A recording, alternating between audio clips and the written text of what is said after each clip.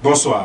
Bonsoir, frère Steve. Vous êtes le pasteur? Pasteur Edouard, du ministère de la parole Esprit et Vie, là où l'Esprit de Dieu transforme et change complètement les vies.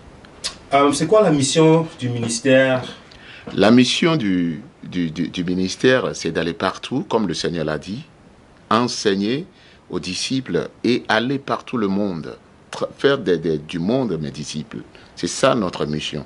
Nous voulons explorer d'abord en commençant par l'Allemagne et puis aller un peu plus loin dans le monde entier, proclamer, déclarer la parole de Dieu partout où la parole de Dieu n'a pas encore atteint.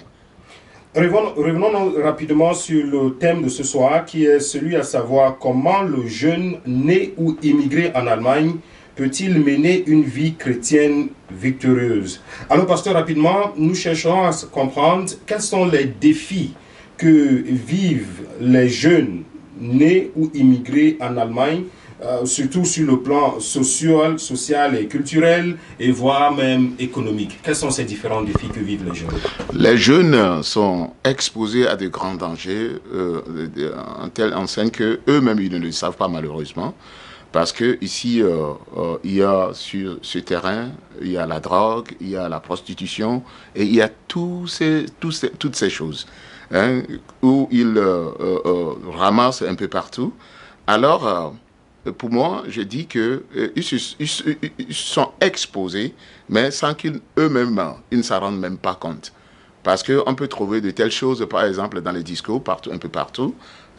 Les jeunes veulent toujours rester entre eux. Aujourd'hui, même les parents n'ont plus de voix.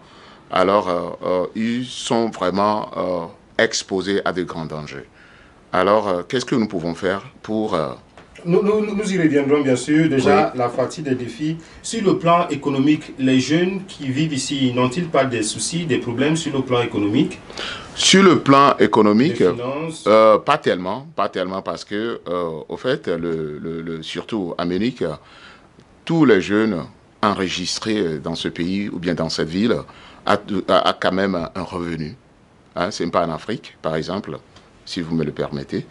On leur donne l'argent comme ça, voilà. ils ramassent ça en route, ils trouvent ça sur les arbres comme d'aucuns pensent? Non, pas du tout. Toute personne qui ne travaille pas ici a quand même un petit revenu qu'on appelle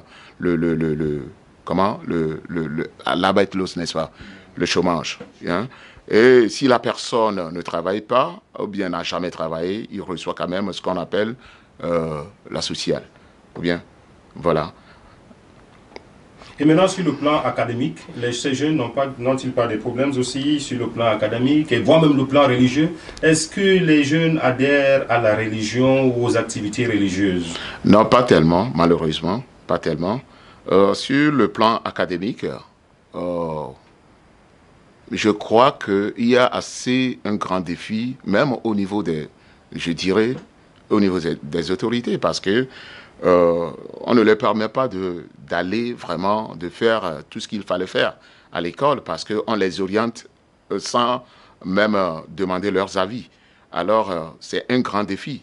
C'est un grand défi. Nous avons connu des gens avec qui on a fréquenté, on a fait le cours primaire, ils ne connaissaient rien, ils ne travaillaient rien, ils ne faisaient rien du tout. Mais quand le bonheur les a amenés à débrancher ou bien à arriver en classe de 6e, c'est là où ils ont commencé à donner de bonnes notes. Mais ici en Allemagne, quand tu commences et que c'est un peu mauvais, on t'oriente immédiatement. Ce qui veut dire que les enfants n'arrivent pas à aller jusqu'au niveau de bac, ou bien, voilà, on les oriente autrement pour aller apprendre un métier, ce qui n'est pas du tout bien. Est-ce pour dire que le système déjà allemand, le système joue contre ces enfants eux-mêmes, surtout ceux qui sont moins calés que d'autres? Bien sûr, le système n'est pas tout à fait adéquat, le système n'est pas tout à fait bien, je le dirais. Le système n'est pas bien parce qu'il faut suivre les gens, il faut suivre les enfants. Aujourd'hui, même les parents n'ont même plus de mots parce que ce sont les pédagogues qui suivent les enfants et qui les débranchent comme ils veulent. Tandis qu'ils ne connaissent pas ces enfants, au fond. Donc, le système, moi je dirais que l'Allemagne revoit un peu ses systèmes académiques. Voilà. Ce défi-là est seulement pour les enfants qui sont nés ici ou voire même les jeunes aussi qui sont immigrés ici? Oui, c'est pour même les enfants qui sont nés ici. Hein, c'est pour les deux cas. Ok. Pasteur, revenons rapidement sur quelques obstacles. Et ensuite, on verra les possibilités. Mais d'abord, quels sont les obstacles à éviter pour les jeunes nés ou immigrés ici afin qu'ils puissent mener une vie chrétienne victorieuse? Quels sont ces obstacles et comment est-ce qu'ils peuvent éviter ça? Prenons l'exemple, peut-être le rôle de leurs amis et compagnie. Quels sont ces obstacles et comment est-ce qu'ils peuvent les éviter? Voilà. D'abord, la Bible nous dit que les mauvaises compagnies corrompent les bonnes mœurs. OK? Euh, Prenons d'abord la parole de Dieu. Nous ne pourrons jamais avoir de succès quand nous laissons la parole de Dieu à côté. C'est impossible. Pas seulement même au niveau des jeunes, mais au niveau des parents aussi. Et les parents, quand les parents fréquentent des milieux où ils n'ont pas besoin de fréquenter, alors ils ne recevront jamais de bons conseils.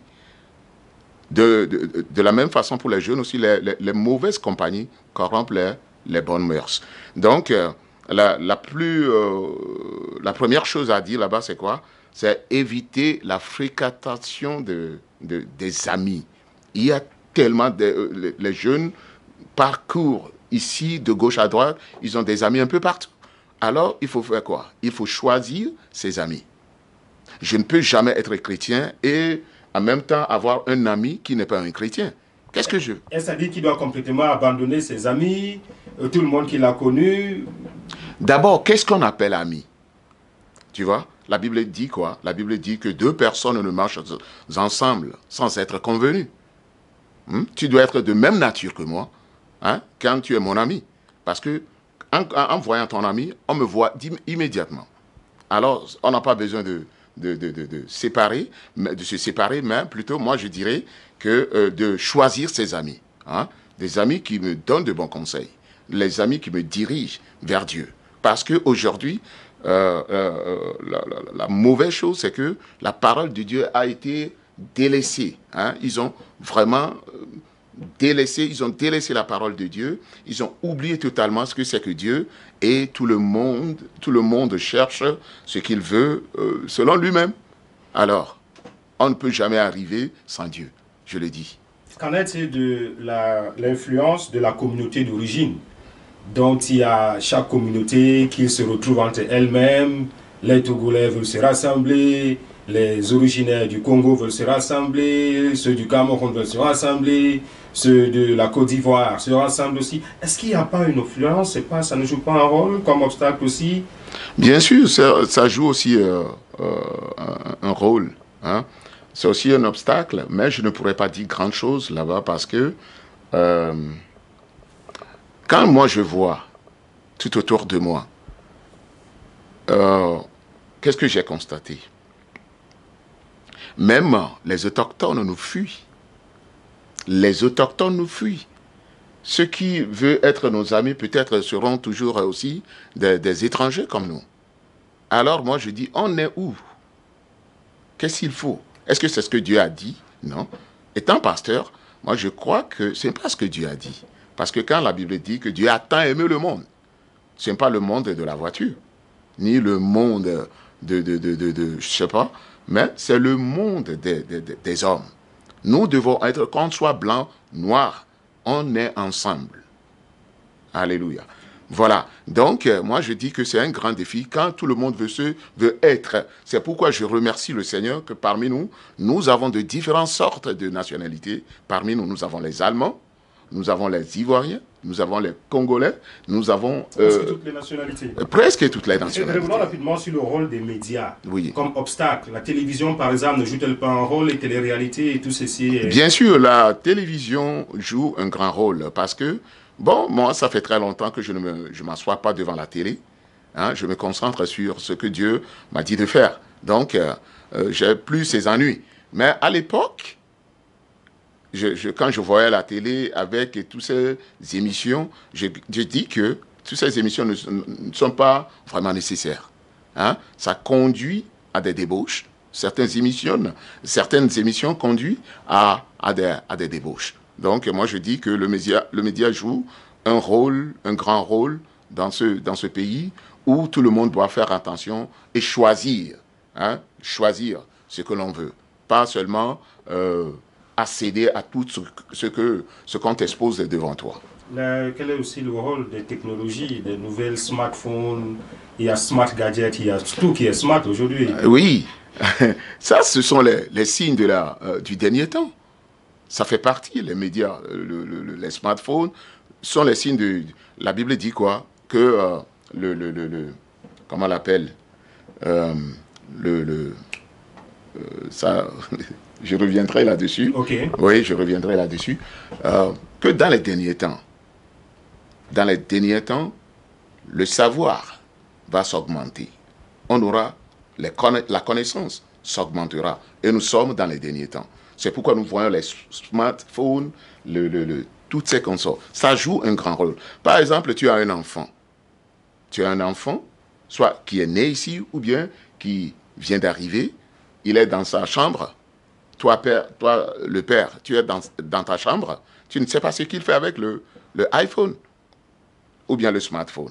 Il est en train, rentre, cliquer quelque chose, c'est tombé dans les pages prostitution. Alors, c'est fini. Et c'est ce qui se passe actuellement.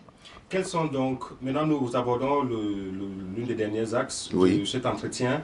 Quel est donc le conseil pratique que vous, en tant que pasteur, leader d'opinion, leader d'une église, leader d'une congrégation, quels sont les conseils pratiques que vous donnerez aux parents afin que ces enfants ou leurs enfants puissent mener une vie chrétienne victorieuse? Amen, alléluia.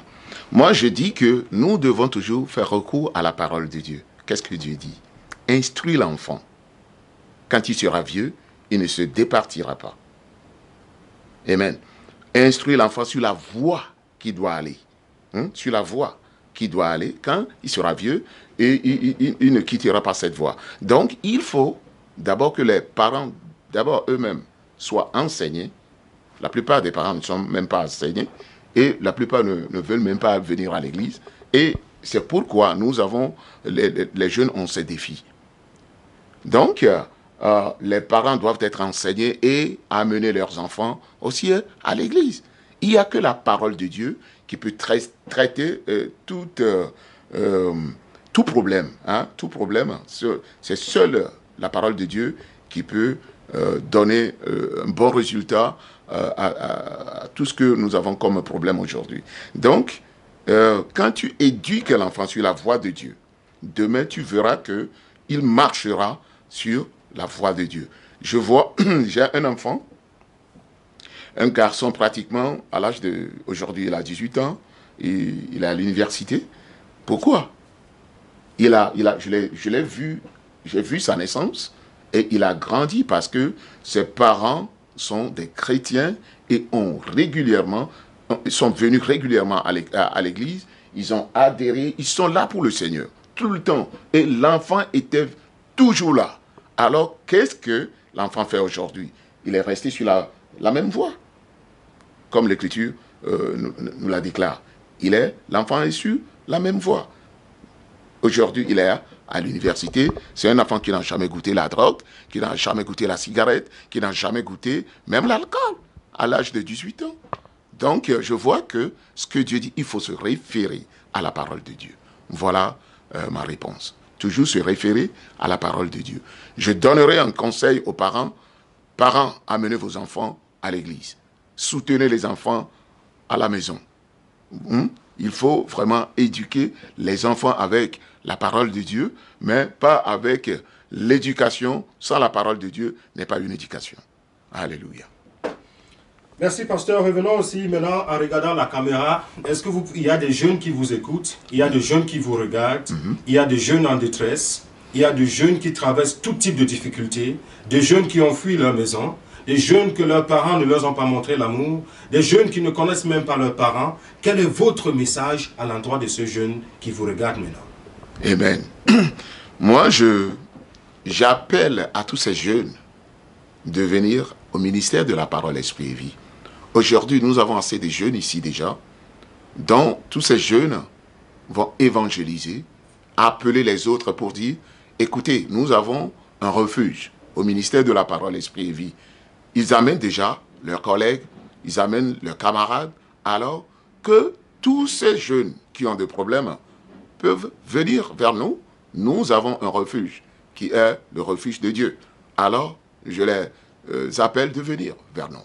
Le jeune qui souhaiterait venir, quelle est l'orientation, où se trouve l'église, à quelle adresse et quels sont les programmes pour amorcer la dernière partie, la localisation de l'église, son adresse, ses horaires, ses programmes, y a-t-il un programme spécial pour des jeunes et quand est-ce qu'il doit venir? C'est quoi le programme de l'église? Alléluia. Merci Frère Steve. Donc, d'abord l'emplacement de l'église, c'est nous sommes à Helene, Wechselbogen, numéro 9, c'est à Munich, à côté de Mediamarkt, Schwabing. Voilà l'emplacement. Et nous avons assez de programmes. Nous avons par exemple tous les derniers dimanches, nous avons les super dimanches où nous invitons tout le monde, toutes les dénominations à venir fêter avec nous, à venir communier avec nous, à venir congréger avec nous. Hein? Voilà. Donc, nous sommes ensemble tous les derniers dimanches, qui sont les super dimanches. À part ça, nous avons la réunion des jeunes, au fait, 2 samedis dans le mois, où nous rencontrons les jeunes, les apprendre à prier, à parler avec eux, quels sont vos défis, quels sont vos problèmes, où est-ce que vous avez des difficultés, quelles sont les choses dans la maison de Dieu que vous ne comprenez pas. Alors, les jeunes posent des questions pour comprendre. Voilà. Donc, à part ça, nous aurons même à la fin de ce mois, fin février, c'est-à-dire le 24, la visite d'un homme de Dieu qui viendra de la Suisse au travers du ministère de Bischoff ou bien de l'évêque d'Agde. Il viendra nous donner la parole. Alors nous sommes favorables à tous ceux qui cherchent un refuge dans le Seigneur. Merci bien. Pouvez-vous donc rapidement faire une courte prière pour le jeune qui écoute et qui en a besoin, qui se pose des questions sur son problème, des problèmes académiques, des problèmes voire même de papier, d'intégration, il se sent ségrégué, il se sent en détresse, il se sent isolé. Pouvez-vous l'accorder, ne serait-ce qu'une minute pour prier pour ce jeune-là qui vous regarde? Oui, on peut prier. Alléluia. Donc nous prions au nom de Jésus, Père glorieux. Nous prions pour tous ces jeunes, Seigneur.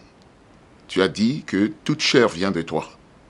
Alors, tu as tant aimé le monde que tu as donné ton Fils unique. Père, je prie cet après-midi pour tous les jeunes qui ont besoin, qui sont dans les difficultés. Seigneur, je déclare que tu es si présent parmi nous, que ceux qui ont besoin de la guérison viennent, ceux qui ont besoin de quoi que ce soit, quand ils viennent ici, ils trouveront, Seigneur, leur guérison et trouveront tout ce dont ils en ont besoin. C'est pourquoi, Père glorieux, je prie pour tous les jeunes, réponds et touche-les partout où ils sont actuellement, touche-les afin qu'ils viennent vers nous pour trouver leur solution. Seigneur Jésus est la solution pour nous dans le ministère. Merci Seigneur, merci pour les jeunes, merci pour les avoir touchés, merci Seigneur, au nom de Jésus. Amen.